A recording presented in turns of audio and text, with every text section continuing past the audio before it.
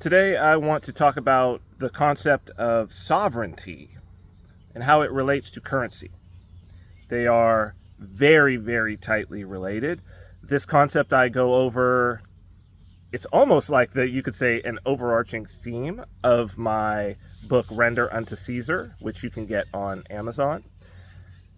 And this came up, it's related, it's interesting, this nice string of this interesting communication, let's say, channel of, me having thoughts that come up through discussion amongst my community, my private community, a lot of which is the Bitcoin Mystery School Telegram group, then doing videos, thinking about it, doing a video, sharing that video.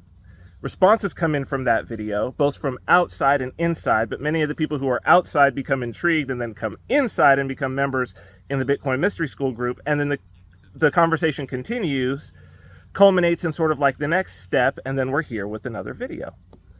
Really great, wonderful for me, especially as I'm writing another book now. And this is sort of the way that my mode of thinking through concepts works, and I love it. Thank you to everybody who is in my community, particularly the Bitcoin Mystery School private Telegram group. You can be part of that as well. All you got to do is be a student. Every Bitcoin Mystery School student is entitled to that. Your opportunity to be a student, though, at least for the foreseeable future, may be coming to an end rather quickly. The last time I checked, the registration for this upcoming weekend, August 23rd, 24th, and 25th, 2024, there's only 5 seats left out of 30 the last time I checked. It could be less now. By the time I get back to the house, I was just at the gym. It could be less now. If you're a student, you get access to the Telegram group. Only students do. This is the currency curriculum, and as I've said in previous videos, this may very well be the last time that I do it just because I get busy. There was almost 2 years in between the last curriculum and this one, so it's totally conceivable that it may be years before you can get into this private community. There's hundreds of people in there. I think we're closing in on close to 1,000 students that we've had total. Hundreds have joined the group. If you have taken the course and you're not in our private Telegram group, go back through your emails. There's a link in there. Jump in.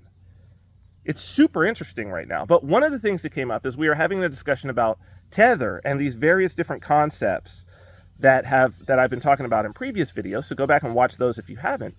Well, somebody brought up the fact of that Tether has a program called Plan B that they've done with the municipality of Lugano in Switzerland. And what they've done with Plan B is they have deployed infrastructure so that both businesses and the government can accept payments in BTC, USDT, and a token that they made especially for the Lugano government that with the ticker LVGA. And I think that that's supposed to be like Luga, spelled looking like the old Latin way. So the CEO, Paolo, the CEO of Tether right now, is from Genoa. So not very far from Lugano, and obviously a big banking, sort of ancient or historical banking is where the first bank was set up.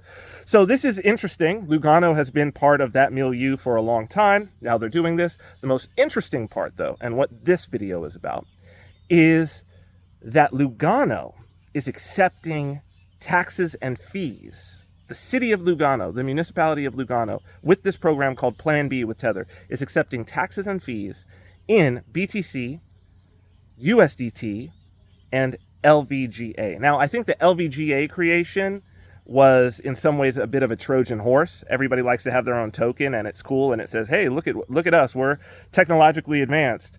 But really, we know it's USDT, it's got the most liquidity. People are going to use USDT. That's the one that's actually, it's like using the US dollar. So they're dollarized in Lugano and accepting actually a version of the US dollar, though privately issued, okay, but pegged to the US dollar, a privately issued currency for taxes. And why that's important is this. Shout out to Chris DeRose, because this was his big concept, reification. Reification of money.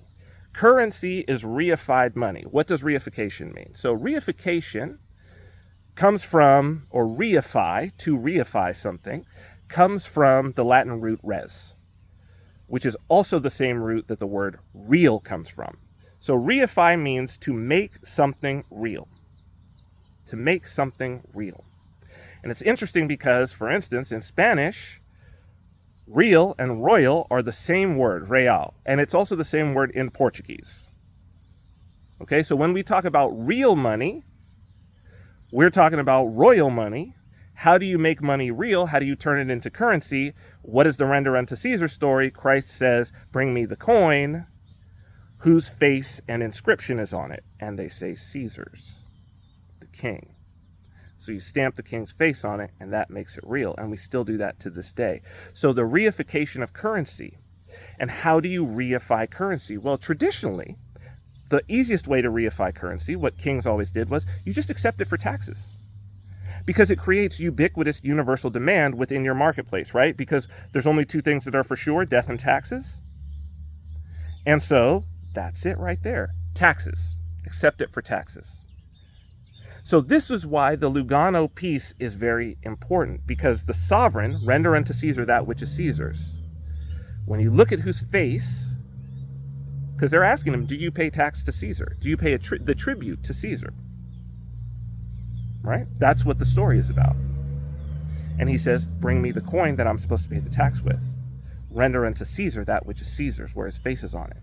So, if you're paying taxes in tether, who is the sovereign of the place in which you are paying the taxes?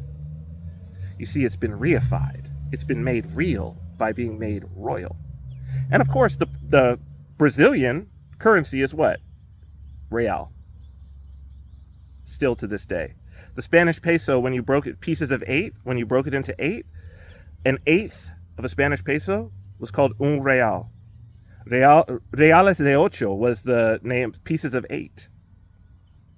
Okay? We called those, in English, those eighths were called bits. Shave and a haircut, 2 bits. Okay? So, that shave and a haircut, 2 bits means a quarter, basically. It's a half quarter. Un real, a bit. 8 bits to a coin, 8 bits to a byte. So you've got a Bitcoin. Very interesting how all of these patterns continue on.